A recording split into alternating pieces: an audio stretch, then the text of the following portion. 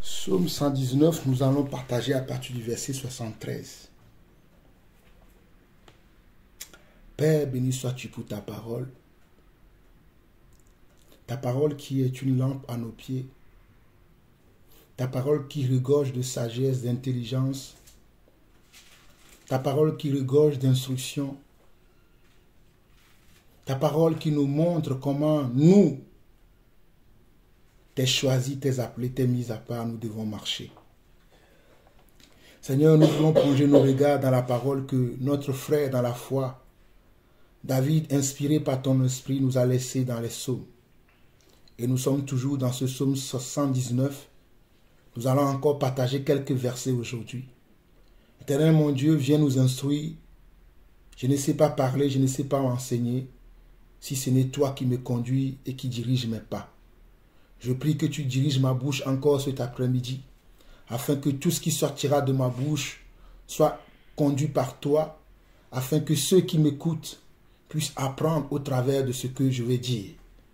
À toi seul la gloire, l'honneur, la puissance pour des siècles des siècles. Au nom de Jésus, j'ai ainsi prié. Amen.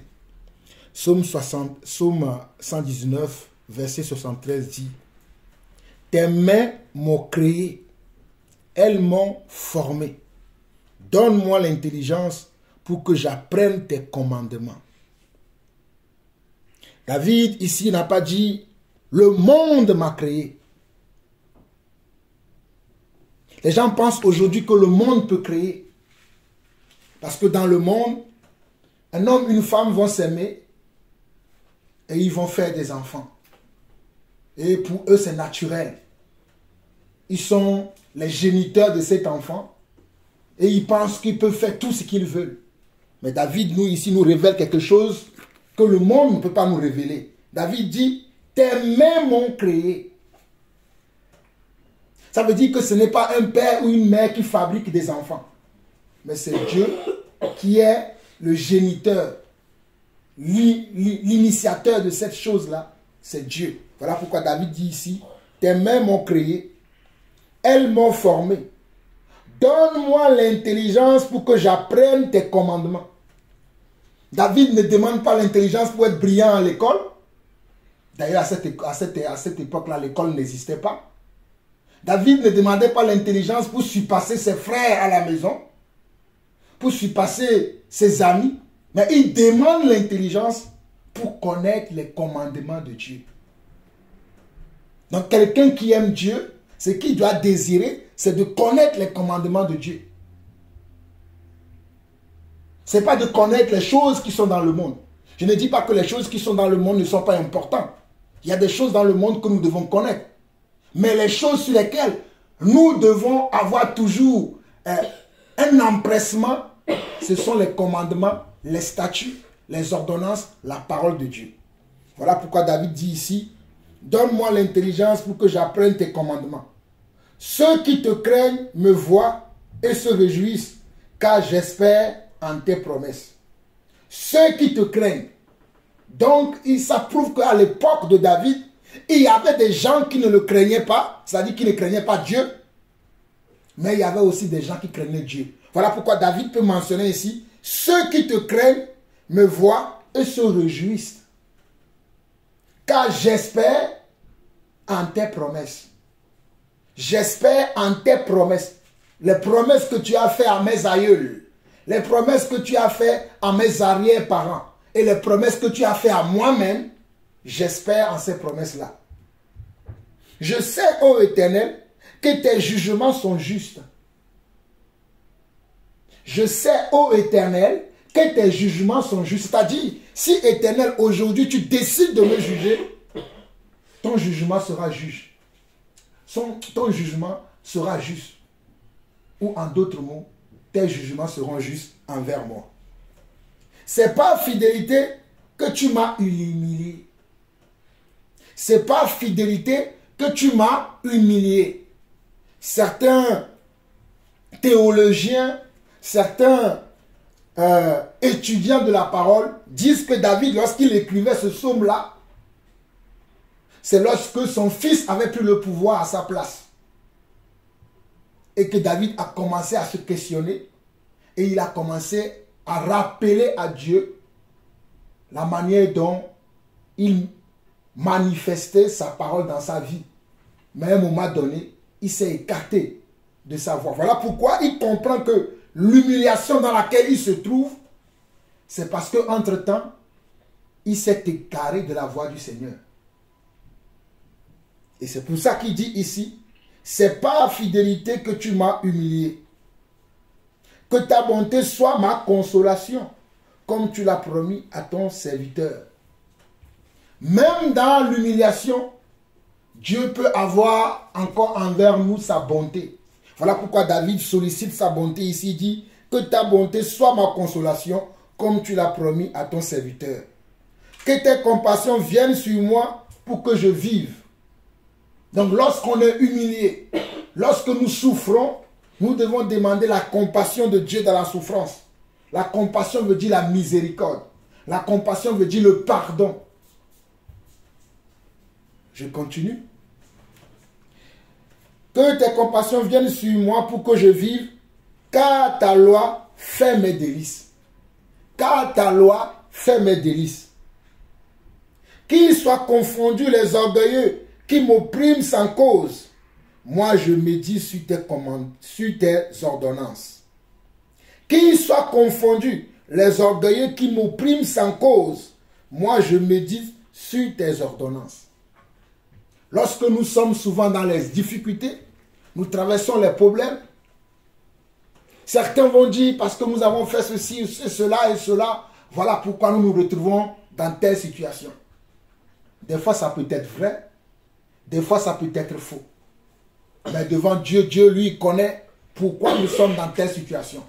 Voilà pourquoi, si nous avons une plainte à faire, si nous avons une doléance à demander, si nous avons une faveur à demander, nous devons le demander à Dieu comme David le fait ici. Il continue au verset 79. Il dit, qu'ils reviennent à moi ceux qui te craignent, et ceux qui connaissent tes préceptes, que mon cœur soit sincère dans tes statuts. Que mon cœur soit sincère dans tes statuts. Que mon cœur soit sincère dans tes statuts. Que mon cœur soit sincère dans tes statuts. Dans le mot sincérité, il y a la vérité. Dans le mot sincérité, il y a la vérité. Donc lorsque je m'approche de Dieu, lorsque je veux m'approcher de Dieu, ou lorsque je suis avec Dieu, je dois être vrai dans ce que je dis. Je dois être vrai dans ce que je pense. Je dois être vrai dans ce que je demande. Si j'ai commis un péché, je dois demander pardon. Je dois me repentir. Si j'ai eu un mauvais comportement, si j'agis mal, je dois être capable de demander pardon devant le Seigneur. Je ne vais pas venir comme si de rien n'était et commencer à parler au Seigneur. Ça veut dire que je ne suis pas sincère dans ma foi. Ça veut dire que je ne suis pas sincère dans ce que je fais. Je ne peux pas être quelqu'un qui vit mal, qui ne respecte pas les commandements, les préceptes, les ordonnances de Dieu, et que je viens devant Dieu. Oh, je viens, Seigneur, béni soit Dieu, alléluia, gloire à Dieu, c'est la journée que le Seigneur. Ce n'est pas sincère. Ce n'est pas sincère. Il faut que quand je viens devant le Seigneur, il faut que je sois sincère. Sincère dans ce que je fais. Sincère dans ce que je dis. C'est très important ça. C'est très important que chacun d'entre nous puisse comprendre ça. Verset 80. Que mon cœur soit sincère dans tes statuts, afin que je ne sois pas couvert de honte. Lorsque nous sommes sincères devant Dieu, Dieu couvrira même notre nudité. Lorsque nous sommes sincères devant Dieu, même si nous sommes dans un péché quelconque, mais parce que nous sommes sincères avec Dieu, parce que nous lui avouons la faute que nous avons commise, qu'est-ce que Dieu fait? Dieu couvre notre nudité. Lorsque Dieu est venu dans le jardin d'Éden et qu'il a vu Adam et Ève, et il les a vus parce que Adam et Ève ont péché contre Dieu. Et quand Dieu est venu, les chercher, ils se sont cachés. Mais quand Dieu a commencé à les questionner, quand Dieu a commencé à les interroger, et qu'ils ont été honnêtes de dire à Dieu, c'est vrai que bon, l'homme remettait la faute sur la femme. Oui, c'est la femme qui m'a poussé à manger le fruit. La femme que tu m'as mis, toi. C'est toi qui as mis cette femme à côté de moi. Moi, je n'en avais pas voulu. C'est toi qui l'as amenée, je l'ai vue. Et je lui ai dit, ah, c'est si chair de ma chair, os de mes os. Et nous avons commencé à marcher ensemble. Mais entre-temps, elle m'a amené un fruit que j'ai mangé. Je n'ai pas cherché. Adam cherchait à se défendre. La femme aussi a dit, non, non, non, Dieu, non, non. Hey, mon homme m'accuse. Moi aussi, je n'ai rien fait. C'est le serpent qui m'a dit de manger le fruit. Et moi aussi, j'ai mangé. Mais quelque part, ils étaient sincères. C'est-à-dire, Adam était sincère. Ève aussi était sincère. Et Dieu a vu leur nudité. Et la parole dit que Dieu a pris une feuille de figuier. Ou bien je ne sais plus quel arbre. Et il leur a dit de se couvrir avec cette feuille-là. Afin que l'homme ne voie pas leur nudité. C'est-à-dire lorsqu'on pêche, la gloire de Dieu, la main de Dieu n'est plus avec nous. Lorsque nous péchons, nous nous dépouillons de la gloire de Dieu. Nous comment on peut dire divertir, oui, le mot là existe. Nous nous divertissons de la présence, de l'amour, de la joie de Dieu en nous. Mais lorsque nous sommes sincères à Dieu et que nous avouons notre péché, Dieu nous remet comment? Sa gloire. Il nous remet comment? Il nous remet sa présence. Il remet sur nous son amour. Et il nous protège. Voilà pourquoi dans tout ce que nous faisons avec Dieu, nous devons être sincères. Croyez-moi, je suis un homme très sincère avec Dieu. Je ne suis pas un homme qui cache les choses. Je suis un homme, si j'ai fait une bêtise, je vais dire à Seigneur, ah là, j'ai fait une bêtise. Je n'ai pas bien fait. J'ai cru vouloir bien faire. Mais en réalité, quand je vois comment tu me reprends, quand je vois comment ta parole me corrige, Seigneur, je me répands d'avoir mal agi, d'avoir mal parlé. Voilà pourquoi la Bible dira que soyez lents à parler. Parce que nous rendrons compte de toute mauvaise parole que nous dirons. Voilà pourquoi la Bible dit que nous soyons comment? Lents à parler. Jacques nous dit ça dans Jacques 3. Ou Jacques 2, je crois. On nous dit d'être lent à parler. Si tu parles et que ce que tu dis n'est pas juste, dans Matthieu 12, le verset 37, on dit par tes paroles, tu seras justifié. Et par tes paroles, tu seras condamné. Donc il est très important que nous puissions savoir que nous devons être sincères dans notre parole. La parole qui sort de notre bouche. Quand je dis notre parole, vous allez penser simplement, oui, c'est que quand je parle à mon frère, quand je parle à ma soeur. La sincérité doit commencer d'abord par ta communion avec Dieu. Il y a des gens qui communient avec Dieu toujours dans le mensonge. Ils ne sont pas vrais vis-à-vis de Dieu. Ils sont tout le temps, comme ils sont des menteurs professionnels, ils mentent en tout. Même devant Dieu, ils mentent. Comme si Dieu ne va pas voir leurs mensonges. Si quelqu'un vous dit que Dieu ne voit pas, je vous dis aujourd'hui que Dieu voit tout. Même ce qu'on ne dit pas. Que celui qui a des oreilles pour entendre, entende. Verset 21, verset 81 du psaume 119.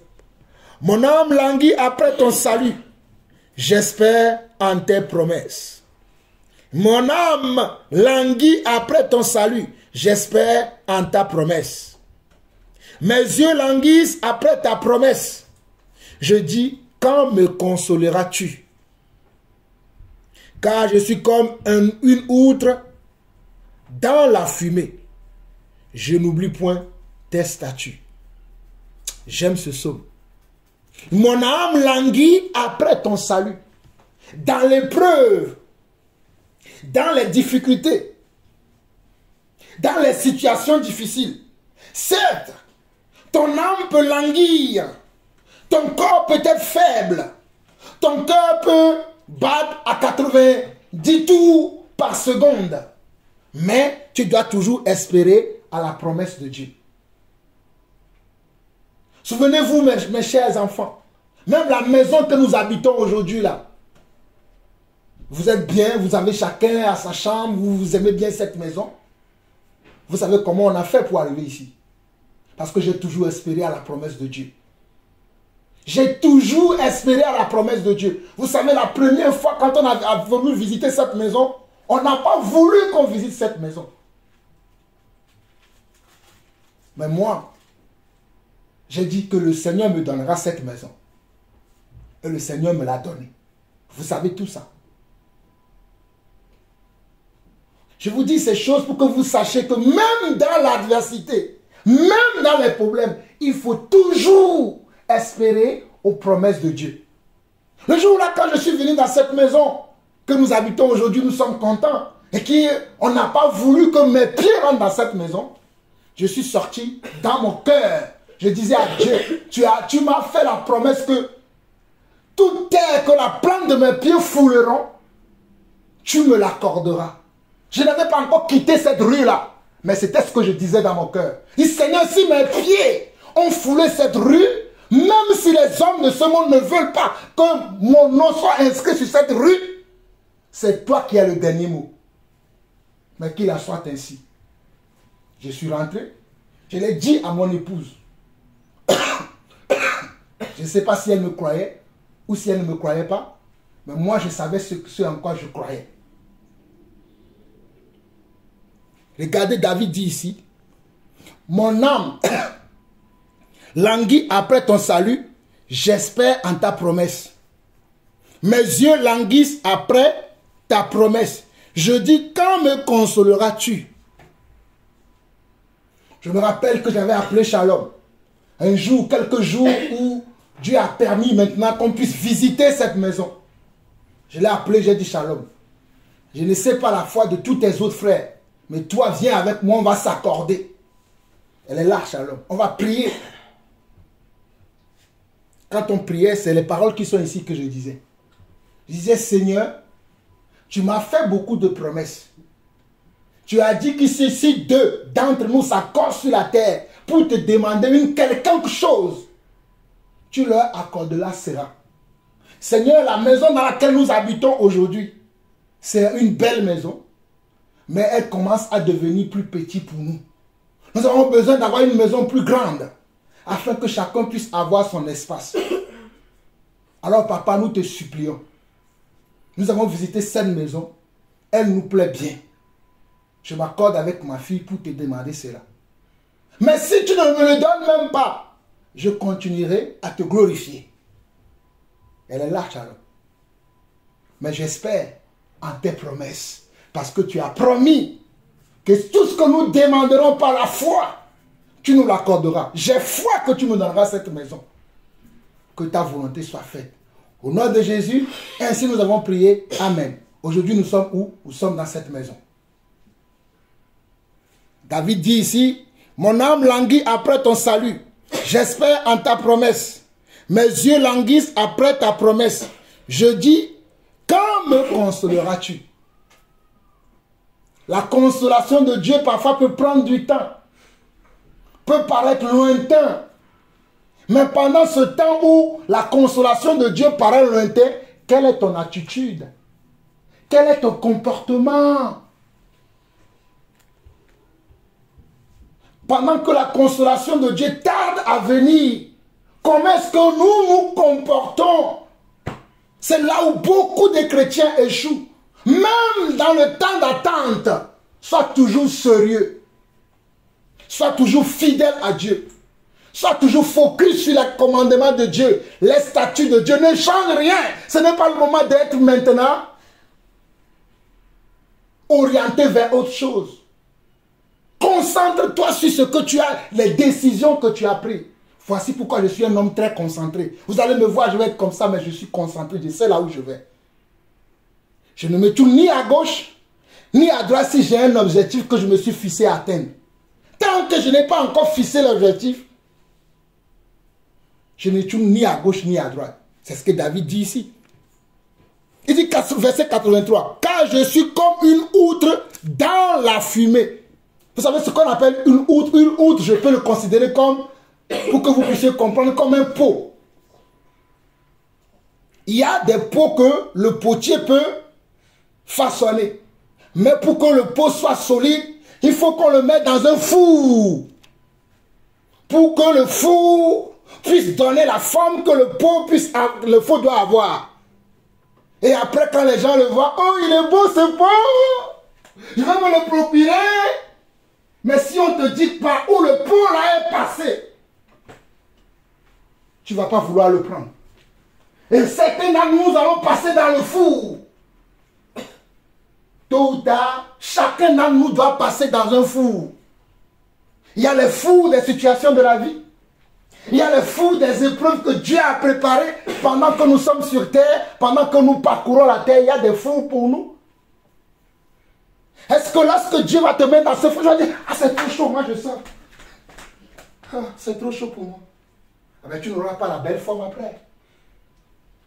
Tu n'auras pas la belle forme que tout le monde va regarder et dire, oh, elle est belle cette fille, il est beau ce garçon, il est intelligent ce garçon, il est sage ce garçon, il est rempli de connaissances ce garçon. Mais pendant que Dieu veut te préparer pour que tu sois un homme sage et intelligent, oh non, mon père il est trop dur, ma mère elle est trop dure, ils sont trop durs avec nous, ils crient, ils demandent tout le temps, ils sont derrière nous tout le temps. Mais c'est votre four. C'est votre four ici. Je vous dis la vérité, c'est votre four ici. C'est moi qui dois vous donner cette forme. Je suis désolé de vous l'annoncer. Hein. Dieu n'a choisi personne d'autre que de choisir Jean-Paul Lawson.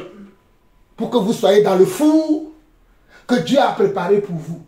Étant lui-même le maître du four, et moi je suis celui qui doit mettre le charbon dans le four. Ce n'est pas moi qui a créé le four, c'est lui qui l'a créé. Moi, je suis juste celui qui doit mettre le charbon dans le four. Et le charbon, ce sont les commandements, les préceptes, les ordonnances que je vous donne ici. Non seulement à vous, mais à tous ceux qui me suivent dans le monde, je suis, oh, celui qui gère le four du Seigneur. Parce qu'il n'y a pas que vous, hein, parce que l'enseignement que je suis en train de faire, c'est enregistré. Beaucoup l'écoutent. Ils témoignent de ce que ces enseignements font dans leur vie. Donc, supportez le four que Dieu vous a donné si vous voulez avoir une belle forme, selon l'image que je vous ai montrée. Oh, j'aime David qui dit dans le Psaume 119, le verset 83, « Car je suis comme un outre dans la fumée, je n'oublie point tes statuts. » Donc, lorsqu'on est dans le four, on ne doit pas oublier les statuts de Dieu. Verset 84. Quel est le nombre des jours de ton serviteur? Quel est le nombre des jours de ton serviteur? Quel est le nombre des jours de ton serviteur? Quand feras-tu justice de ceux qui me persécutent? Des orgueilleux creusent des fosses devant moi. Ils n'agissent point selon ta loi. Tous tes commandements ne sont que fidélité. Ils me persécutent sans cause, secours-moi. Ils ont failli me terrasser et m'auraient exterminé. Et moi, je n'abandonne point tes ordonnances. Rends-moi la vie selon ta bonté, afin que j'observe les préceptes de ta bouche. Oh, alléluia, je bénis le Seigneur pour ce psaume. À partir du verset 84, regardez la plainte de David. Regardez comment David se plaint devant le Seigneur, mais regardez la chute, c'est-à-dire la manière dont il finit sa plainte.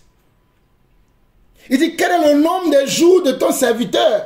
C'est-à-dire David, dans la fournaise ardente de l'épreuve, il se dit, mais quel est le nombre de jours, Seigneur, que tu as préparé même pour moi sur cette terre? Quand feras-tu justice de ceux qui me persécutent? Il a vu qu'il y a la persécution qui arrive. Il dit, quand feras-tu justice? Des orgueilleux creusent des fosses pour moi. Les gens creusent des fosses pour qu'ils tombent dedans. Ils n'agissent pas selon ta loi. tous tes commandements ne sont que fidélité. Mais lui, il continue à dire, tous tes commandements ne sont que fidélité. Il me persécute sans cause, secours-moi. Il me persécute sans cause. Mais toi, mon Dieu, secours-moi. Oh, alléluia. Ils ont failli me terrasser et m'auraient exterminé. Et moi, je n'abandonne point tes ordonnances. Pendant ces épreuves que David traversait, à un moment, il dit, ils ont peut-être presque réussi. Ils m'auraient même peut-être tué. Mais exterminé, c'est ce que cela veut dire. Mais ils n'ont pas réussi. Pourquoi? Parce que Dieu ne permettra jamais que nous qui sommes ses enfants, qui sont sincères avec lui, que nous serons à la merci de nos ennemis. Dieu ne permettra jamais. Voilà pourquoi j'ai toujours confiance en Dieu. Et que parfois, quand je parle, les gens sont énervés. Parce que je parle avec assurance. Parce que je connais le Dieu que je sers. Je sers le Dieu de mes ancêtres. Mes ancêtres comme David. Quand les gens vont avoir peur, c'est là où Jean-Paul Lawson, lui, va crier. Quand les gens vont se taire parce qu'ils ont peur, c'est là où moi, je vais commencer à parler. Et quand les gens vont parler, c'est là où moi, je vais me taire. Pour observer. Avant de parler, j'observe d'abord. Parce que si j'observe, si je vois que je suis en faute, ah ben, je vais m'incliner et demander pardon. Voilà pourquoi il faut observer, il faut être lent à parler. Oh, merci Seigneur. Au verset 88, il dit, rends-moi la vie selon ta bonté, afin que j'observe tes préceptes, afin que j'observe les préceptes de ta bouche. C'est-à-dire les préceptes de la bouche de Dieu ne sont que vie, paix, joie, amour, solidité, confiance, assurance. Au verset 89, David dit, à toujours, ô Éternel, ta parole subsiste dans les cieux. De génération en génération, ta fidélité subsiste. Tu as fondé la terre et elle demeure ferme. David sait que la terre sur laquelle elle marche, où il marche, et que les gens lui cherchent à créer des fossés partout afin que lui il tombe et qu'il soit là, il rigole. Ah, ce n'est pas toi que qui a dit que tu es loin de l'Éternel. Tu es tombé. Ah, ah, ah. Mais David dit, à toujours, ô Éternel, ta parole subsiste dans les cieux, de génération en génération. Ta fidélité subsiste. Tu as fondé la terre et elle demeure ferme. C'est d'après tes lois que tout subsiste aujourd'hui. Car toutes choses te sont assujetties. Si ta loi n'avait pas fait mes délices, j'aurais alors péri dans ma misère. Je n'oublierai jamais tes ordonnances. Car c'est par elles que tu me rends la vie. Je suis à toi. Sauve-moi. Car je recherche tes ordonnances. Des méchants m'attendent pour me faire périr. Je suis attentif à tes préceptes. Je vois des bornes à tout ce qui est parfait. Tes commandements n'ont point de limite. Regardez 96, hein, le verset 96 dit, je vois des bornes à tout ce qui est parfait. Pour qu'une chose soit parfaite, il faut qu'il y ait des bornes. Des bornes veut dire qu'il faut qu'il y ait des limites. Un enfant de Dieu qui n'a pas de limites est un païen. Un enfant de Dieu qui n'a pas de limites est un non-enfant de Dieu. Parce que nous, en tant qu'enfants de Dieu, nous avons des limites. Ce n'est pas avec tout le monde que nous pouvons marcher. Nous avons tout le monde, mais nous ne pouvons pas marcher avec tout le monde. Ce n'est pas avec tout le monde que nous pouvons prier. Nous pouvons prier, mais nous ne prions pas tous le même Dieu. Ce n'est pas avec tout le monde que nous pouvons prendre des résolutions ou faire des choix. Parce que nos choix seront toujours différents de ceux qui ne sont pas enfants de Dieu. Voilà pourquoi David dit dans le psaume 119, le verset 96, « Je vois des bornes à tout ce qui est parfait. » Aujourd'hui, le monde ne veut pas de bornes. C'est normal parce qu'ils ne connaissent pas Dieu. Mais nous, en tant qu'enfants de Dieu, nous devons aimer les bornes. C'est ce que j'ai toujours appelé le cadre. Dieu nous a donné un cadre. Dans un cadre, je bénis Dieu parce qu'il y a plusieurs cadres dans cette maison. Regardez, il y a des bornes. Si le cadre-là se casse, le cadre-là ou celui-là se casse, vous allez voir que ça là, qui est maintenu dans le cadre, il ne peut plus se maintenir. Pour que ce cadre-là, cette photo puisse demeurer toujours dans ce cadre, il faut que, voilà, soit toujours là. Voilà pourquoi nous devons toujours garder la parole de Dieu. Ne pas se dire, ah bon, c'est bon, maintenant je peux laisser la parole. Je suis arrivé maintenant à mes fins. Voilà pourquoi la Bible dira, dans le livre de 1 Corinthiens, que celui qui est debout prenne garde. Prenne garde veut dire, fais attention de ne pas tomber. Que celui qui croit être debout prenne garde. C'est par rapport à cette verset que Paul aussi fait allusion dans 1 Corinthiens. Tes commandements n'ont point de limite. Combien j'aime ta loi. 97, verset 97. Elle est tous les jours l'objet de ma méditation. Nous allons nous arrêter au verset 104. Il dit, combien j'aime ta loi. Elle est tous les jours l'objet de ma méditation. Combien j'aime ta loi. Elle est tous les jours. Ça veut dire que le lundi, ma méditation, c'est la parole de Dieu. Le mardi, la méditation, c'est la parole de Dieu. Le mercredi, le jeudi, vendredi, samedi, dimanche, janvier, février, mars, avril, mai, juin, juillet, août, septembre, octobre, novembre, décembre, parole de Dieu. Cette nuit vers 3 heures, le Seigneur m'a réveillé. Je me suis réveillé, je me suis assis là. Cette somme que je suis en train de vous lire là, je l'ai remédité plusieurs reprises. Après, j'ai remédité plusieurs autres passages. Je suis retourné dans la chambre, je me suis endormi, j'ai fait un songe.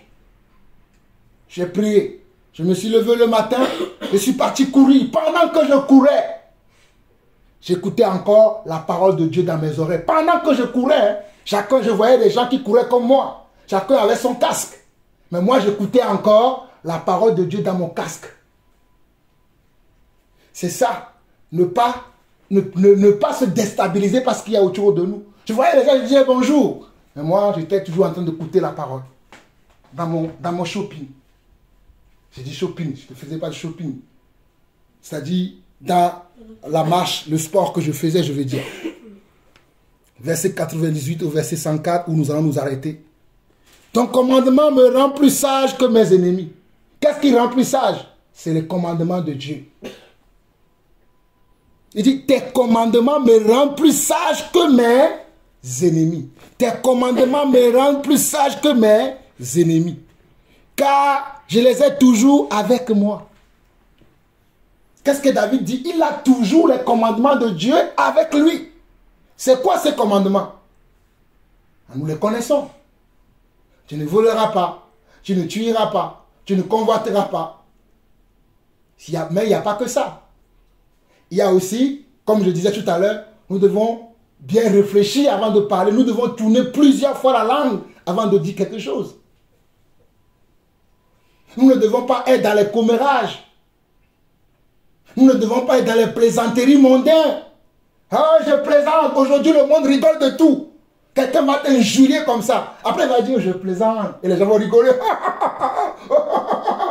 Et toi aussi, tu vas ricaner comme les gens là. Alors que c'est une mauvaise plaisanterie. D'ailleurs, il n'y a même pas de plus bonne plaisanterie. Une plaisanterie, on ne doit pas le faire. Mais c'est ce que les gens font aujourd'hui. Verset 99. Je suis plus instruit que tous mes maîtres. Ah, regardez. Je suis plus instruit que tous mes maîtres. Ce verset m'a torturé cette nuit. J'ai dit, ah, David dit qu'il était plus instruit que ceux qui l'ont enseigné. Ça veut dire que vous qui êtes ici là, vous devez être plus instruit que moi et que votre mère. Est-ce que vous le savez ça? Vous avez dit, papa, David dit, je suis plus instruit que tous mes maîtres. Tous les maîtres que David a eu sur son parcours, pendant son séjour sur terre, il était plus instruit qu'eux. Vous savez pourquoi? Parce qu'il était quelqu'un de persévérant, quelqu'un de combatif, quelqu'un qui était attaché à Dieu, qui était sincère avec son Dieu. Donc celui qui veut être plus instruit doit être quelqu'un qui doit adopter une attitude de quelqu'un qui veut aller plus loin. Mais il y a certains parmi nous aujourd'hui, même ce que je dis là, ça vous lasse, vous attendez juste le verset 104. Bon, il a fini son discours. Prions, amen. On va continuer notre train quotidien. C'est vous, hein. Moi, je fais le travail que Dieu m'a donné.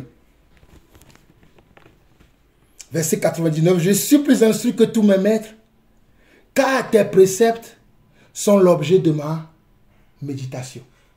Car tes préceptes sont l'objet de ma méditation. Car tes préceptes sont l'objet de ma méditation. J'ai plus d'intelligence que les vieillards, car j'observe tes ordonnances. Je retiens mon pied loin de tout mauvais chemin. Je retiens mon pied loin de tout mauvais chemin. Je retiens mon pied loin de tout mauvais chemin. Oh, alléluia. Qu'est-ce que David dit? Il dit, je retiens mon pied de tout mauvais chemin. C'est-à-dire, tout mauvais chemin que je vois que si j'emprunte ce chemin, j'estime, je juge, je crois que ce chemin, si je l'emprunte, c'est un mauvais chemin, je m'abstiens. Je ne le prends pas. Je m'abstiens me dit, je ne prends pas. Alors, ou bien c'est moi qui dis, il dit, je retiens mon pied de tout mauvais chemin. Se retenir veut dire, le chemin paraît beau. Le chemin paraît un chemin de gloire. Les gens qui sont sur ce chemin, on les applaudit. Bravo! Oh! David, lui, il voit ce chemin. Ah, il va là où on insulte tout le monde. Est-ce que vous êtes capable de faire ça?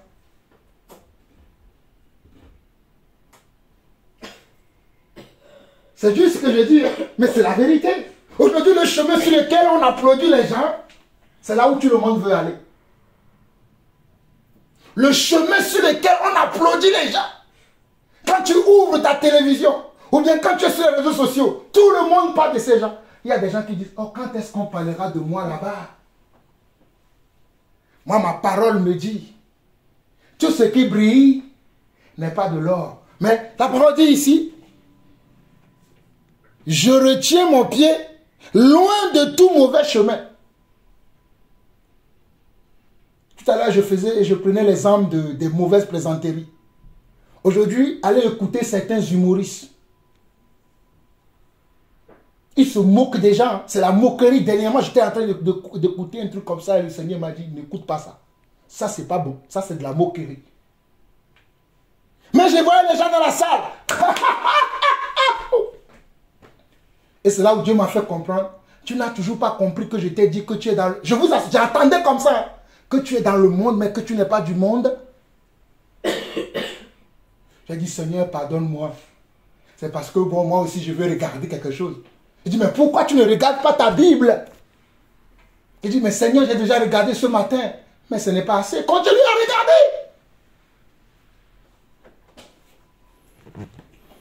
regarder. Seigneur, pardonne-nous pour nos fautes, pour nos manquements, pour nos désobéissances. Nous pensons que nous sommes arrivés. Nous pensons que nous sommes là où tu veux que nous soyons. Nous pensons que parce que nous faisons ceci ou cela, c'est suffisant, c'est bon. Mais tu nous demandes encore plus. Tu nous demandes toujours plus. Ô Père, permets que nous puissions saisir ce que tu nous demandes de faire. Que nous ne nous arrêtons pas pour dire que parce que nous avons fait ci et ci, c'est déjà suffisant. Permets que nous puissions saisir ce que tu veux que nous puissions saisir. Père, je te bénis encore pour ce moment que tu permets. Pendant que je parle, tu me parles encore. Pour dire, ne t'arrête pas, mon fils. J'ai encore beaucoup de choses à te révéler. J'ai encore beaucoup de choses à t'enseigner. J'ai encore beaucoup de choses à t'apprendre. Mais tiens ferme ce que tu as déjà.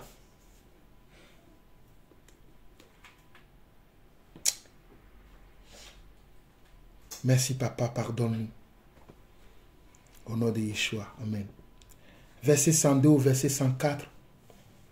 Je ne me cache pas de tes lois, car c'est toi qui m'enseignes. Que tes paroles sont douces à mon palais. Regardez comment David qualifie les paroles de Dieu. Que tes paroles sont douces à mon palais, plus que le miel à ma bouche. Que tes paroles sont douces à mon palais, plus que le miel à ma bouche. Par tes ordonnances, je deviens intelligent. Aussi, je hais toute voix de mensonge. Regardez, hein. Oh, j'aime ce psaume. Je vais repartir à partir du psaume, à partir du verset 101, ou même à partir du verset 100 au verset 104 où nous nous arrêtons.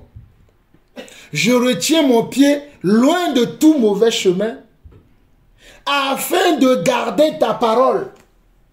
Quand nous nous retenons, c'est pourquoi? C'est parce que nous voulons garder la parole. Pas notre parole, mais garder la parole de Dieu. Quand tout le monde va dans un autre sens, le sens des perversités, le sens des hypocrisies, le sens des choses qui ne sont pas des valeurs que Dieu prône, et que nous allons contre-sens, c'est parce que nous voulons garder la parole. C'est ce que je vous incite à faire, c'est ce que moi-même je fais et que je continuerai à faire. Je ne suivrai jamais, au grand jamais, là où tout le monde va. Même si tout le monde applaudit, Dieu n'est pas le Dieu de la majorité. Dieu n'est pas le Dieu de la majorité. Mais Dieu est le Dieu de l'unité. Là où il y a l'unité. L'unité avec sa parole. L'unité dans la foi. L'unité avec comment? Avec ses préceptes, ses ordonnances. Là, Dieu est là-bas. Mais il n'est pas avec la majorité. Dans le monde, c'est la majorité que les gens suivent. Oh, la majorité, tout le monde dit ça, donc c'est bon. Ah non, non, non, non. Pour Jean-Paul Lawson, c'est pas parce que tout le monde dit quelque chose que c'est bon. Il peut arriver que tout le monde peut dire quelque chose qui est bon. Oui. Mais ce n'est pas toutefois que quand tout le monde dit quelque chose est bon, que c'est réellement bon. Des fois, tu peux même choquer les gens. Tu vas dire, mais toi, tu te crois où? Eh, mes amis, je ne rigole pas. Des fois, vous allez parler. Les gens vont vous dire, mais tu te crois où? Ils vont vous mépriser, ils vont dire, mais un tel a dit ça, toi, tu te crois où? Arrête tes baratères. Tu te crois qui, toi? Tout le monde dit ça, toi, tu viens dire le contraire. Mais vous ne connaissez pas les prophètes de la Bible? Les prophètes de la parole, il y en avait un que j'aime beaucoup. Qui c'est celui dont je parle? Moïse. Ah non, c'est pas Moïse. Non. Voilà, maman l'a donné. C'est le prophète Michée. Il n'a jamais prêché tout ce que tout le monde prêche. Tout le monde peut aller dans un sens. Mais quand Michée, lui, va venir, tiens ton cœur. Tiens ton cœur seulement pour écouter. Il ne va pas te rater, il va te dire exactement ce que tu dois entendre. Aujourd'hui, les prophètes sont là. Ils disent ils font tout ce que tout le monde fait. Les gens applaudissent. Oh, il est puissant. Il est puissant. Dieu est avec lui. Il y en a un là dans le monde là qui ment tellement aux gens. Il dit, il prie. L'argent tombe dans le crédit. Le crédit tombe dans les téléphones des gens. Les gens trouvent de l'argent dans leur portefeuille. Et les gens disent que c'est un grand prophète. Je me dis, waouh, quelle génération nous sommes devenus aujourd'hui. C'est vrai, Dieu fait des miracles. Mais en quoi Dieu est glorifié parce que le crédit est tombé dans le téléphone de quelqu'un? En quoi Dieu est glorifié parce que la poche de quelqu'un est remplie de faux billets? Et bizarrement, le même prophète qui fait ça, à la fin, celui qui a prié pour que l'argent tombe dans le portefeuille des gens, dans sa propre poche, c'est vide. C'est dans le panier que les gens vont mettre maintenant l'offrande et il va ramasser. On se moque de qui? Oh, les gens qui font ça là, tellement que Dieu va les punir. Je prie seulement pour qu'avant que le Seigneur revienne là, que ces hommes se repentent. Je continue. Verset 102 au verset 104. Je ne m'écarte pas de tes lois, car c'est toi qui m'enseignes. Qui doit nous enseigner? Nos collègues, nos amis, nos voisins, la population, quand tout le monde fait la même chose? Non. Nous, c'est Dieu qui doit toujours nous enseigner. Que tes paroles sont douces à mon palais, plus que le miel à ma bouche. Par tes ordonnances, je deviens intelligent. Aussi, je hais toute voix de mensonge. Je hais toute voix de mensonge. Toute voix de mensonge, je dois le haïr. Même si cela vient de ma mère, même si cela vient de mon père, même si cela vient de mon frère, même si cela vient de celui que j'aime beaucoup.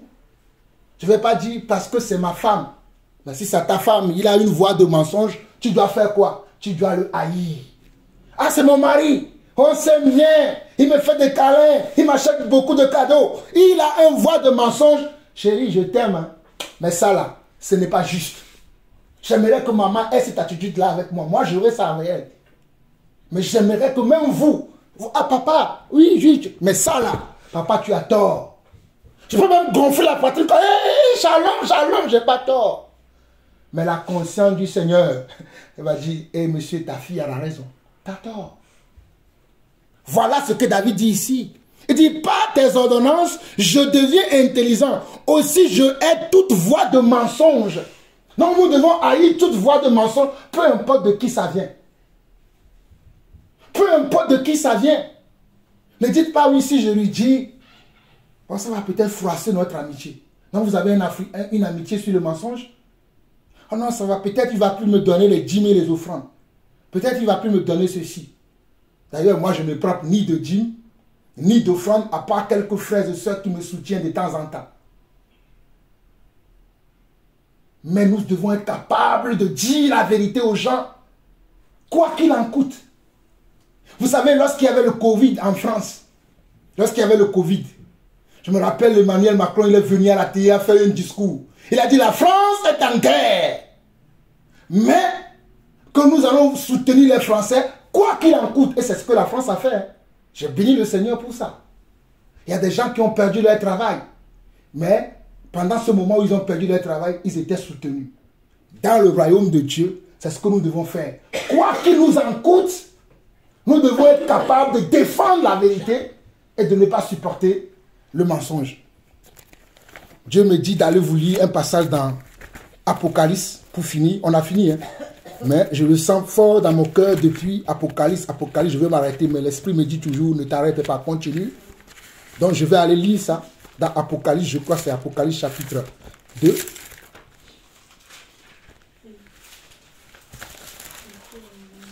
Merci Seigneur pour ta parole.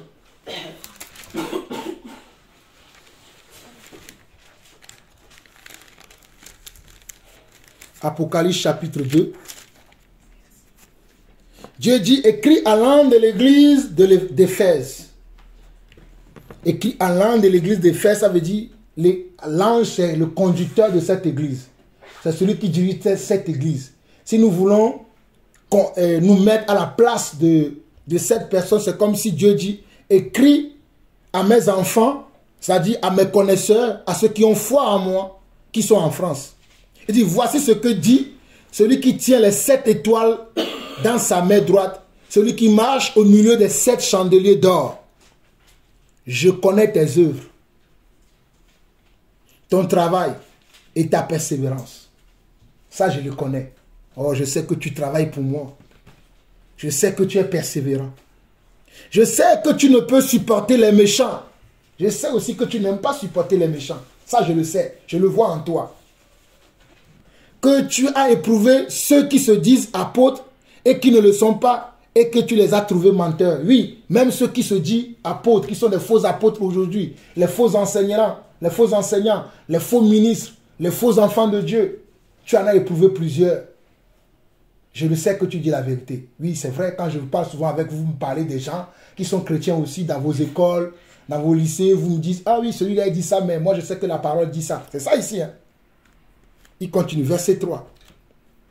Que tu as de la persévérance, que tu as souffert à cause de mon nom, et que tu ne t'es point lassé. Tu as de la persévérance, tu as souffert.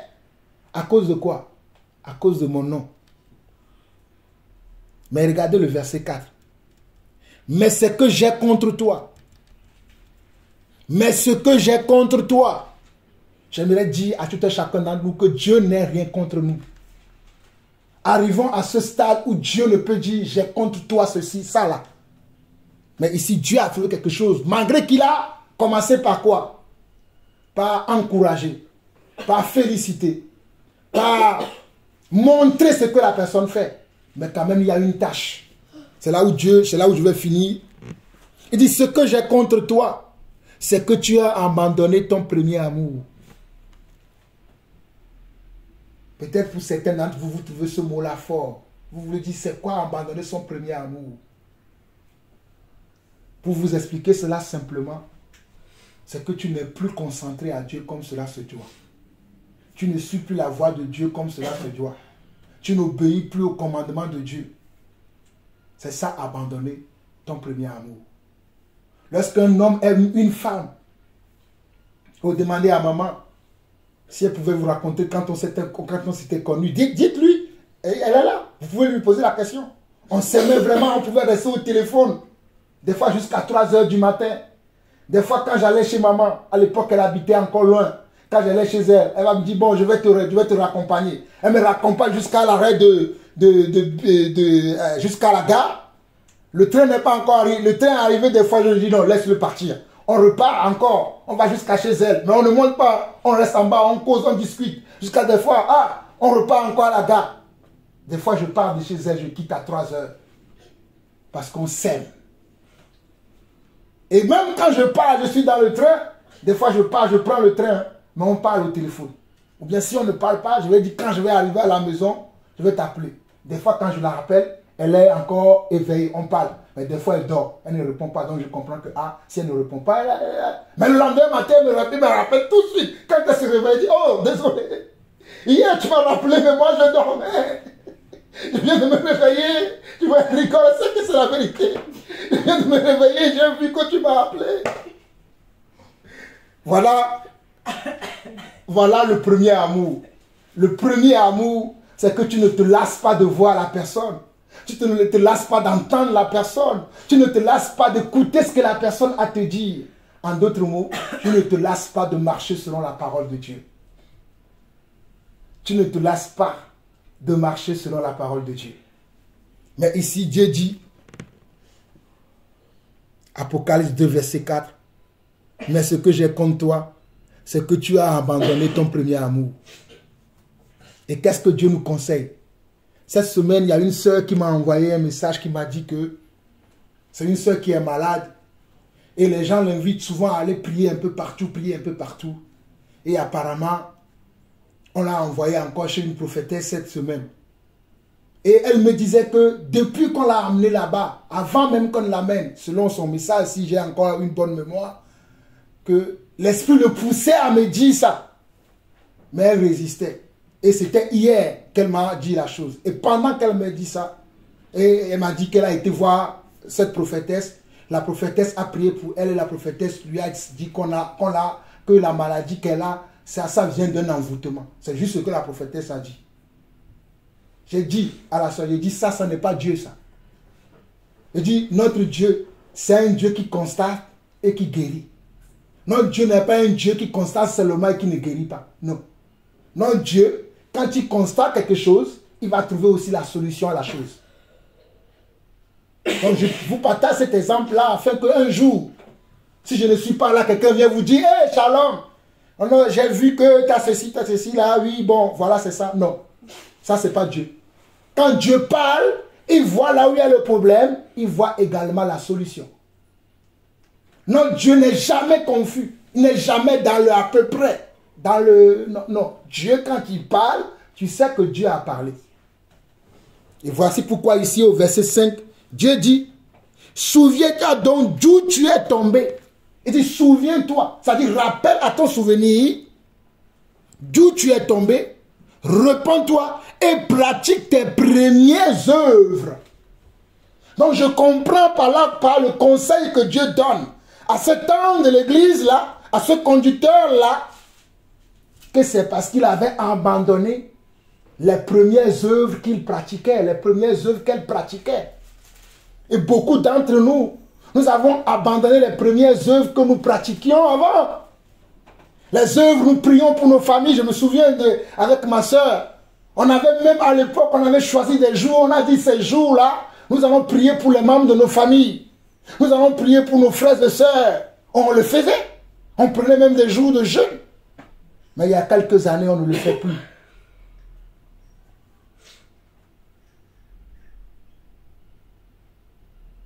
C'est un exemple. Hein. Je ne suis pas en train de... C'est un exemple. Il y a des choses qu'on fait, qu'on faisait, qu'on ne fait plus. C'est Dieu même qui veut que ça soit ainsi parce qu'il nous veut ailleurs. Mais parfois, c'est parce que, bon, des fois, on s'est enlacé. On dit, oh bon, c'est bon, j'ai tellement fait, c'est bon, je vais laisser. Ici, Dieu dit, souviens-toi donc d'où tu es tombé. Souviens-toi, c'est toi qui dois te souvenir d'où tu es tombé. Et puis, qu'est-ce que tu dois faire? Ce n'est pas juste se souvenir. Mais à la suite, tu dois faire quoi? Repends-toi. La repentance, c'est se rebrousser chemin. Revenir en arrière. Et repratiquer ce qu'il faut. C'est ça la repentance. La repentance, celui qui se repent, c'est celui qui change de direction. C'est celui qui change de voie. Si tu étais sur la voie gauche, tu dois revenir sur la voie droite. Si tu étais sur la voie large, tu dois venir sur la voie qui est étroite. C'est ça une repentance. Il dit, souviens-toi donc d'où tu es tombé, repens-toi et pratique tes premières œuvres. Sinon, c'est là où j'aime Dieu. Dieu ne permettra jamais qu'un de ses enfants se perde. Parce que Dieu va toujours te rappeler à l'ordre. Mais si tu ne l'écoutes pas là, Dieu ne peut rien faire pour toi. Il dit, sinon, je viendrai à toi et j'ôterai ton chandelier de sa place à moins que tu te repentes. Nous arrêtons là. Regardez bien, il dit, verset 5 de Apocalypse 2, il dit, souviens-toi donc d'où tu es tombé. Repends-toi et pratique tes premières œuvres. C'est-à-dire, ce sont tes premières œuvres que Dieu voyait justes, que Dieu voyait convenables, que Dieu voyait formidables, encourageantes. Mais à un moment donné, tu as arrêté ces œuvres-là. Et je me souviens, lorsque Dieu faisait sortir son peuple de l'Égypte, il leur a dit, il les a prévenu, il dit, je sais que le pays le pays dans lequel vous allez habiter là, c'est le pays où coule le lait et le miel, où il y a des géants, il y a de belles choses. Mais faites attention. Que enfin, quand vous allez commencer à manger de belles choses, boire de bon lait, qu'on vous ouvre certaines portes, que vous commencez à dire, c'est parce que nous sommes meilleurs que ces portes-là se sont ouvertes pour nous. Et vous abandonnez le Dieu qui vous a ouvert ce chemin-là. Souvenez-vous de moi. Si vous le faites, vous serez maudits. Dieu les a prévenus. Mais beaucoup d'entre eux n'ont pas écouté. Comme beaucoup d'entre nous aujourd'hui, quand Dieu nous fait entrer dans l'église, il nous montre sa parole. Quand nous péchons, il nous reprend. Il nous dit comment nous devons nous repentir. Mais certains d'entre nous, nous nous endurcissons encore. Je me souviens de mon propre exemple. Lorsque je suis venu en France, c'est là où je termine, et que je prêchais, je parlais de Dieu, beaucoup de gens, des amis, les membres de ma famille ont dit, oh non, laissez-le, il vient d'arriver. On va voir s'il va continuer comme ça jusqu'à aller dans le temps. Les mêmes personnes qui ont dit ça, ils m'ont vu, je suis allé à l'école biblique, je suis devenu missionnaire. Et puis moi, subitement, j'ai commencé à servir Dieu dans les églises, tout ça. Ils ont dit, ah, il est devenu maintenant pasteur, tout ça. Et puis d'un seul coup, je sors de l'église, on ne va plus à l'église. Ils ont dit, ah, c'est bon. On vous a dit, non, il ne va plus à l'église. C'est fini son ministère, c'est fini sa vie. Mais sauf que, moi, dans ma marche, je suis Dieu. C'est vrai, j'ai fait l'école biblique. J'ai commencé à servir dans un système. Mais quand Dieu m'a dit aussi, sors du système, je suis sorti. Mais pour eux, comme je ne suis plus dans un système, je ne sers plus Dieu. Sauf alors que moi, je continue à servir Dieu. Et après, ces mêmes personnes qui disaient ça, ils ne servent plus Dieu. Comme ils ont vu la constance dans les choses que je fais. C'est les mêmes personnes qui disent aujourd'hui, ah, au fait, on a pensé qu'il le fait toujours. Soyons constants dans notre foi. Aimons toujours le Seigneur. Servons toujours le Seigneur. Nous allons passer par diverses épreuves. Diverses difficultés dans la vie. Mais je vous assure, mes bien-aimés. Mes bien-aimés, chers frères et sœurs, n'abandonnons pas le Seigneur. Ayons toujours cette soif de servir le Seigneur. Ayons toujours cette soif d'avoir la main sur le cœur, dit que, ah, j'ai combattu le bon combat de la foi.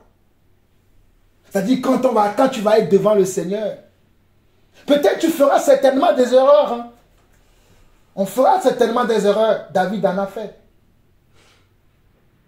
Salomon en a fait. Même Abraham en a fait. Le père de la foi, il en a fait. Quelqu'un va me dire, il a fait quelle erreur? Ah ben, il a menti. Devant le roi d'Égypte, le pharaon d'Égypte. C'est vrai que Sarah était sa demi-sœur. Mais il s'est marié avec sa demi-sœur. Mais quand il était devant le roi, quand le roi, comme il voyait que le roi convoitait sa femme, il a dit non. Quand le roi lui a demandé c'est qui cette femme, il a dit non, c'est ma sœur. Avant même qu'ils aillent là-bas, Abraham avait déjà briefé sa femme. Si jamais on va là-bas, si quelqu'un te convoite, dis que tu n'es pas ma femme. Mais c'est une erreur. Même dans cette erreur, Dieu l'a soutenu. Voilà la bonté et l'amour de Dieu. Voilà la bonté et l'amour de Dieu. Donc, mes chers frères et sœurs, ayons toujours dans nos cœurs que nous voulons servir Dieu. Amen. C'est ainsi que Dieu nous conduit aujourd'hui. Je ne sais pas si vous avez des questions. Y a-t-il des questions? Ne soyez pas tristes. C'est la parole.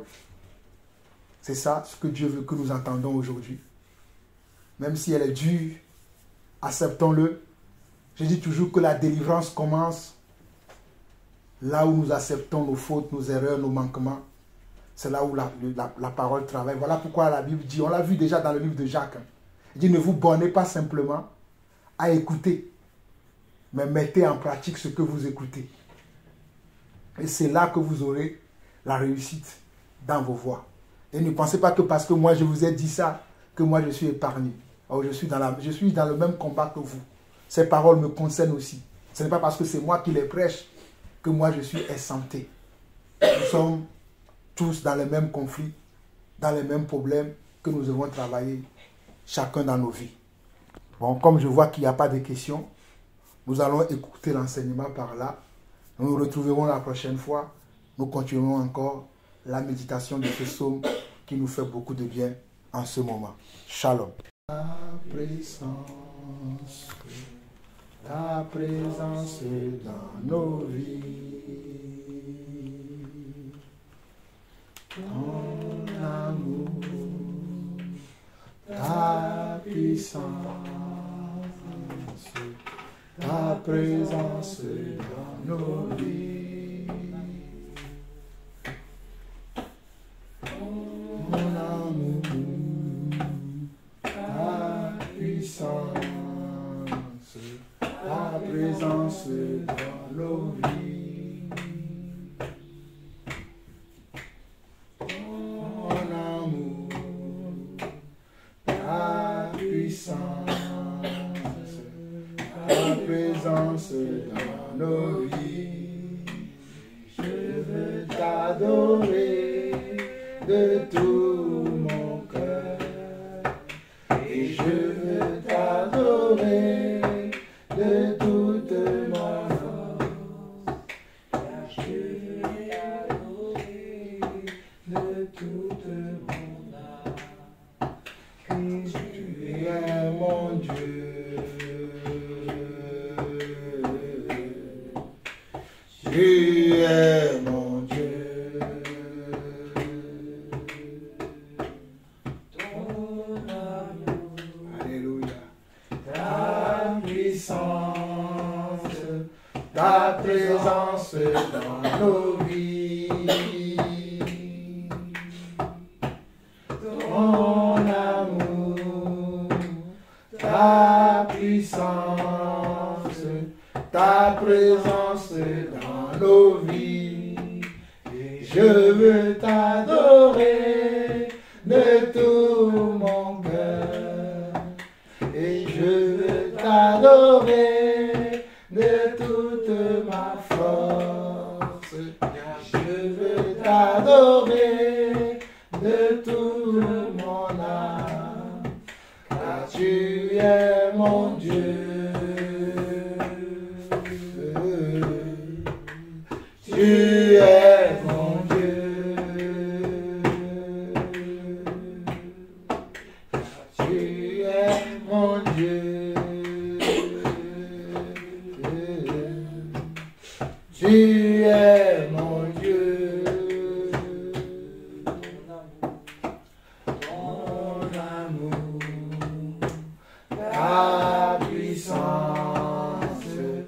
ta présence dans nos vies. Ton amour, ta puissance, ta présence dans nos vies. Je veux t'adorer de tout mon cœur. Je veux t'adorer de toute ma force. Je veux t'adorer de toute mon âme. Car tu es mon Dieu. Tu es mon Dieu. Car tu es mon Dieu.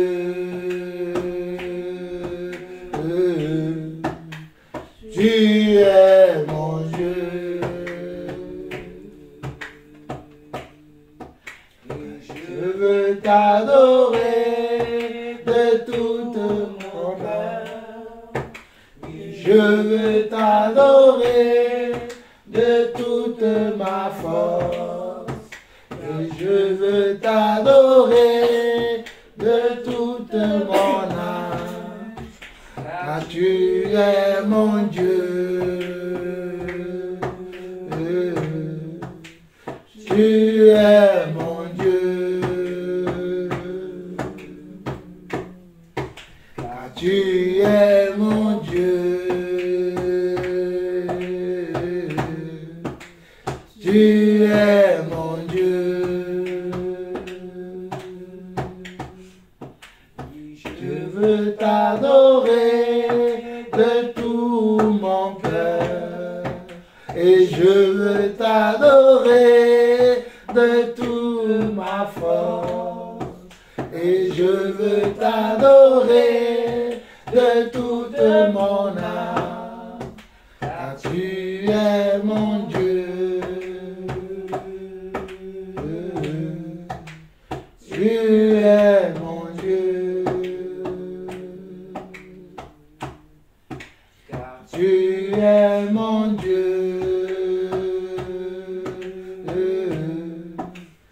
Tu es mon Dieu. Tu es mon Dieu. Tu es mon Dieu.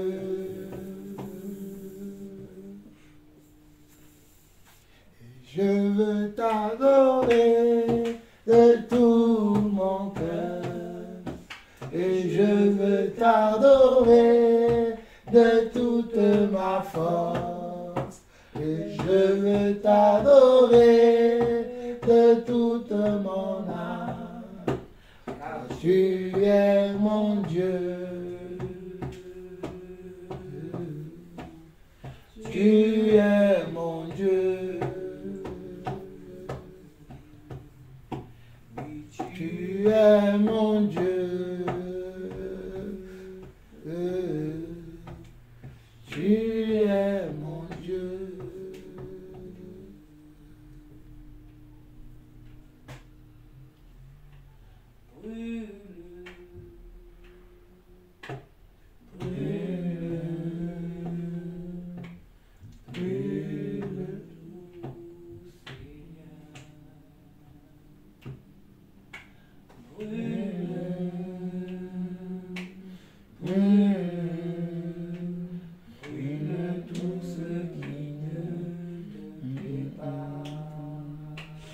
Brûle tout ce qui ne te plaît pas. Saint-Esprit brûle en moi. Saint-Esprit brûle en moi.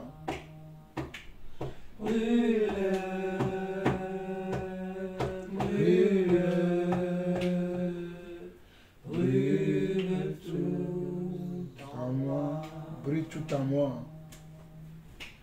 Brûle, brûle, brûle tout ce qui ne te plaît pas. Oh, alléluia. Saint-Esprit brûle en moi.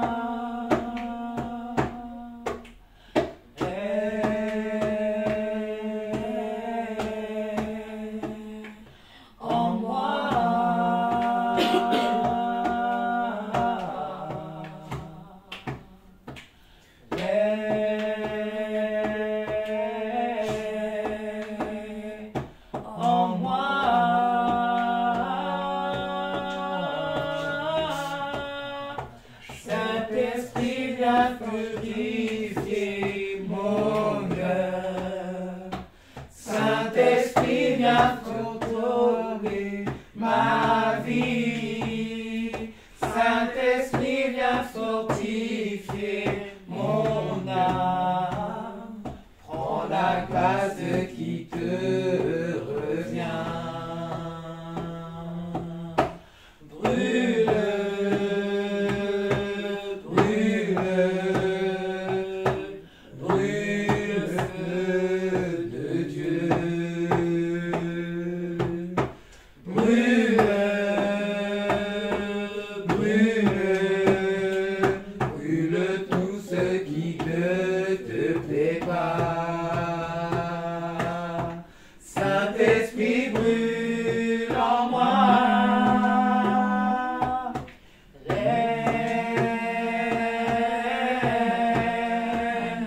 En moi.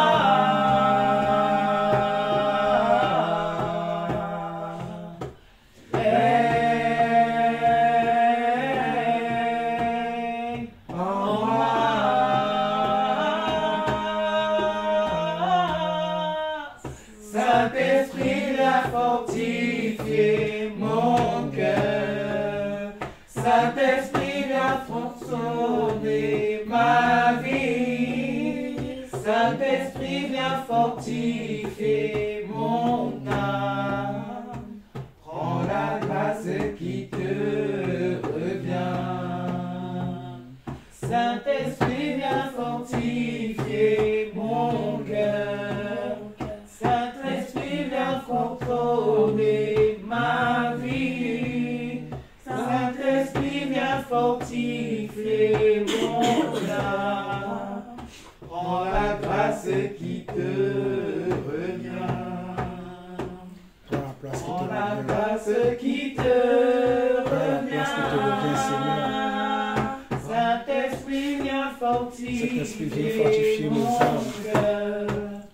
Saint-Esprit, Saint-Esprit, viens transformer ma Saint-Esprit, viens vie. transformer nos vies. Saint-Esprit, viens fortifier mon âme. Alléluia.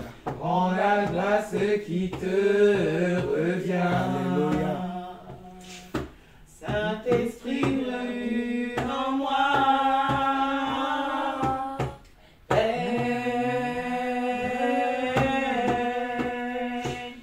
En moi.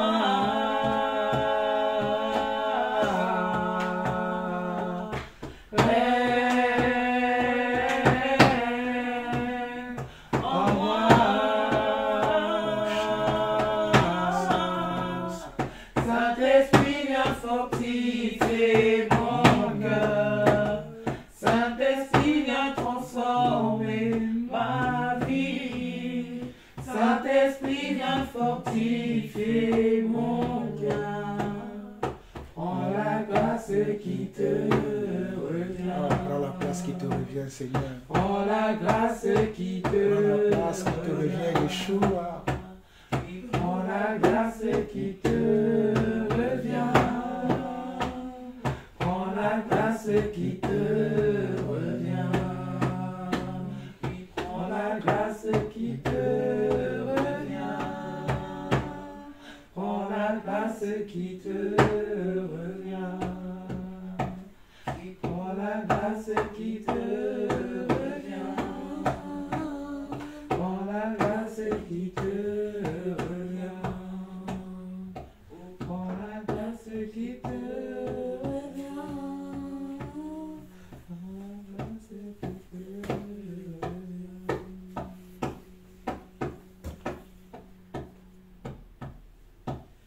Mon seul abri, c'est toi. Toujours mon cœur te chantera, car tu me délivres.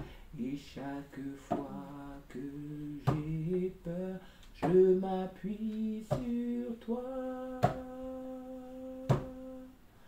Je m'appuie sur toi.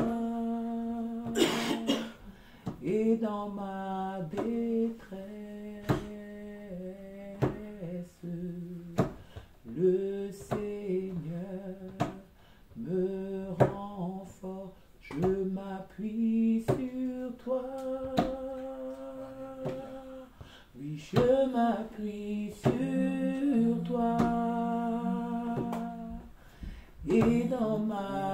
détresse, le Seigneur me rend fort.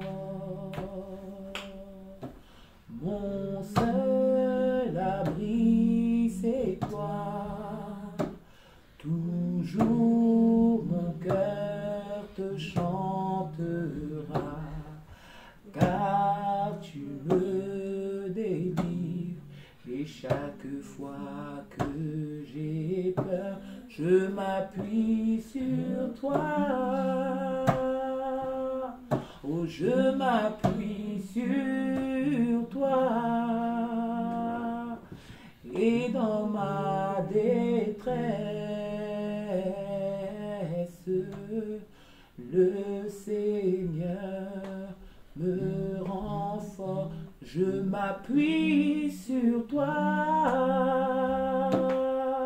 Oh, je m'appuie sur toi. Et dans ma détresse, le Seigneur me rend fort. On s'appuie sur toi. Oui, on s'appuie sur toi. Et dans notre détresse, toi, Seigneur, tu nous rends fort. On s'appuie sur toi. Oui, on s'appuie sur toi. Et dans notre détresse, toi, Seigneur, tu nous rends fort. Notre seul abri, c'est toi. Toujours nos cœurs te chanteront, car tu nous délivres. Et chaque fois qu'on a mal, on s'appuie sur toi. Oui, on s'appuie rien que sur toi. Et dans notre détresse, toi, Seigneur, tu nous rends fort. Seigneur, renforce-nous.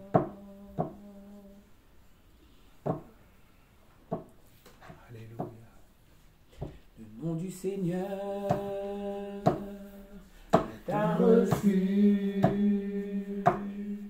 Je m'accroche à lui et je suis sauvé. Le nom du Seigneur est un refuge. On s'accroche à lui et on est sauvé. Béni soit le nom du Seigneur.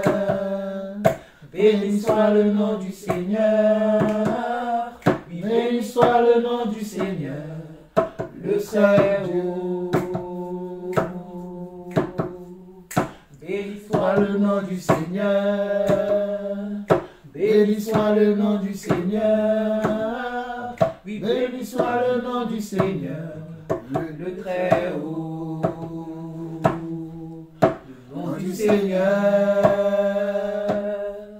est un refuge. On s'accroche à lui et on est sauvé. Le nom du Seigneur est un refuge. On s'accroche à lui et on est sauvé. Saint est le nom du Seigneur. Saint est le nom du Seigneur.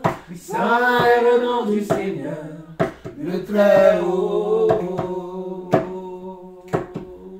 Saint est le nom du Seigneur. Saint est le nom du Seigneur.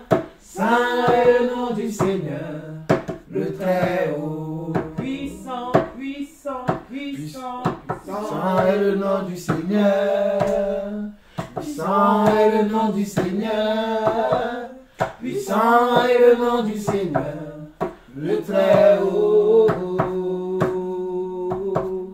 Puissant est le nom du Seigneur. Puissant est le nom du Seigneur. Puissant est le nom du Seigneur, le Très-Haut. Il est grand. Grand est le nom du Seigneur. Grand est le nom du Seigneur. Grand est le nom du Seigneur, le Très-Haut.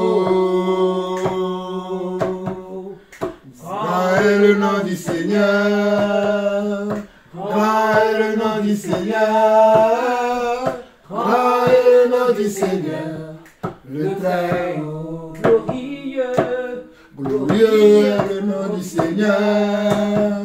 Glorieux est le nom du Seigneur. Glorieux est le nom du Seigneur, le Très-Haut. Merveilleux, merveilleux est le nom du Seigneur.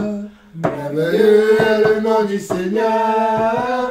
Merveilleux est le nom du Seigneur, le Très-Haut. Majestueux, majestueux est le nom du Seigneur.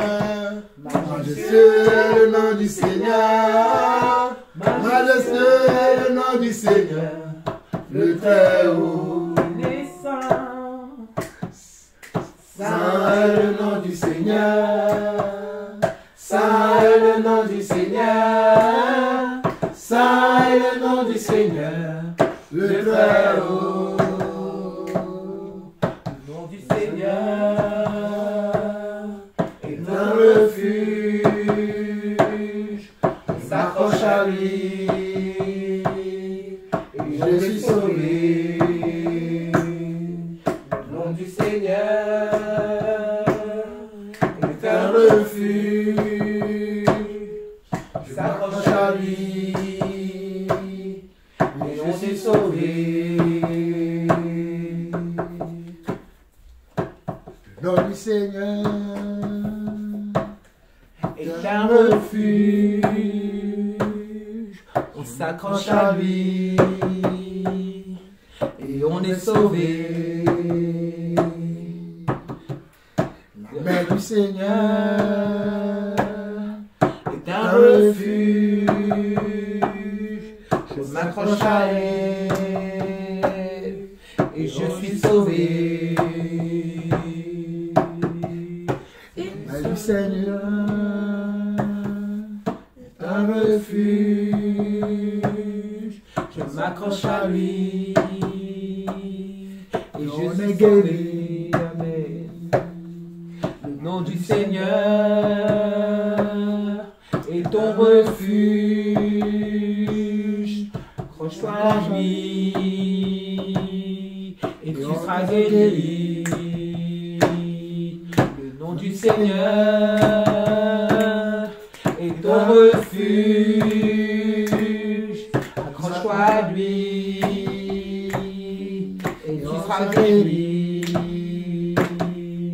Hosanna. Saint est le nom du Seigneur. Saint est le nom du Seigneur. Saint est le nom du Seigneur, le Très-Haut. Saint est le nom du Seigneur. Saint est le nom du Seigneur. Oui, Saint est le nom du Seigneur, le Très-Haut. Saint est le nom du Seigneur. Saint est le nom du Seigneur. Oui, Saint est le nom du Seigneur, le Très-Haut. Saint est le nom du Seigneur. Saint est le nom du Seigneur. Saint est le nom du Seigneur, le Très-Haut.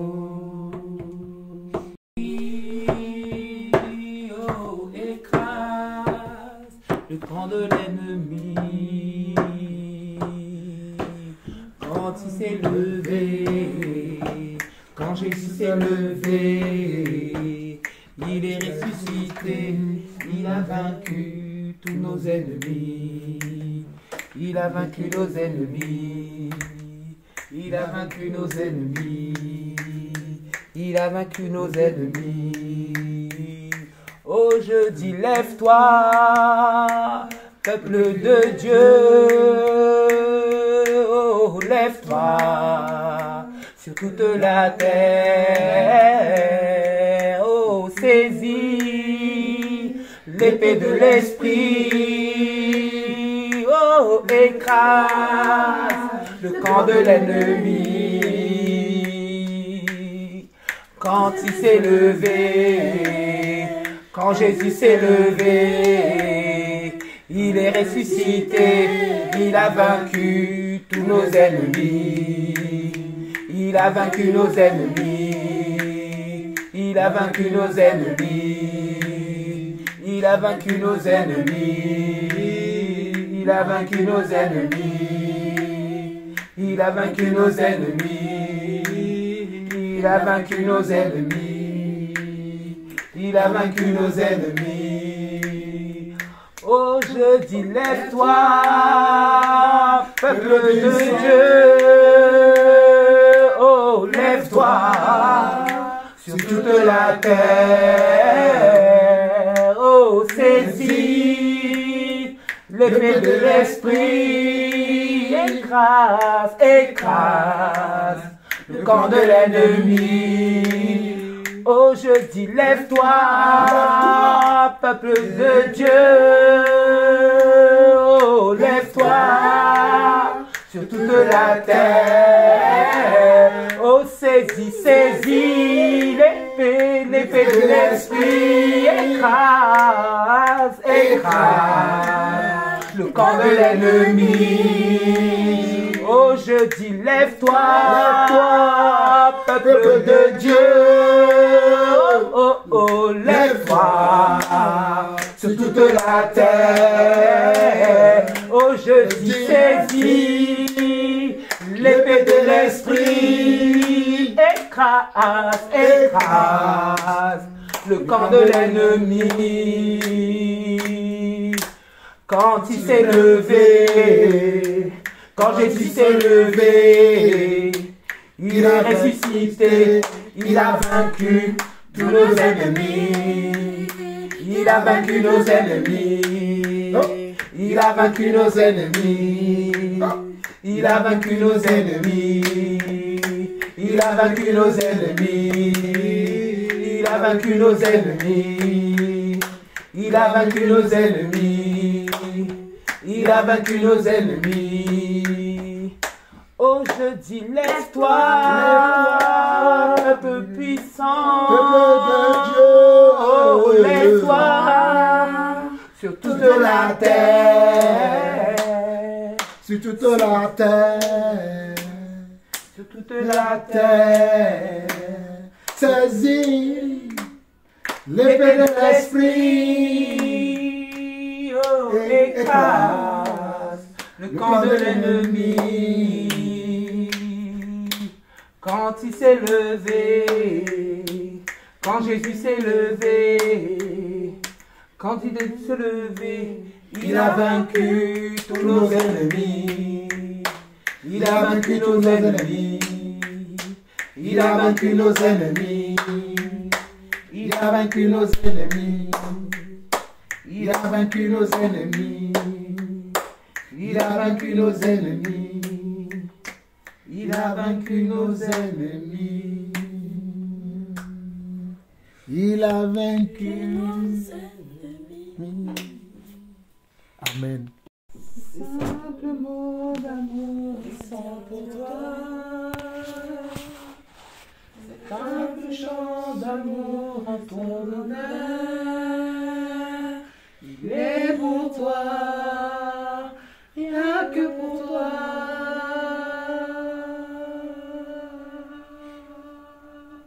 Entends l'expression de mon cœur reconnaissant.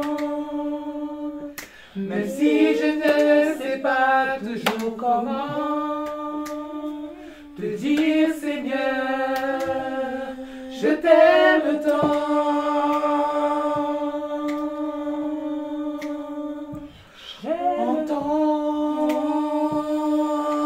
l'expression de mon cœur reconnaissant. Même si je ne sais pas toujours comment te dire, Seigneur, je t'aime tant. J'aimerais m'abandonner vraiment comme un enfant et te dire je t'aime. J'aimerais m'abandonner vraiment comme un enfant et te dire je t'aime. J'aimerais avoir exprimé mieux, te dire plus souvent à quel point je t'aime. J'aimerais m'abandonner vraiment comme un enfant et te dire je t'aime. Reçois l'expression de mon cœur reconnaissant. Même si je ne sais pas toujours comment te dire, Seigneur, je t'aime tant.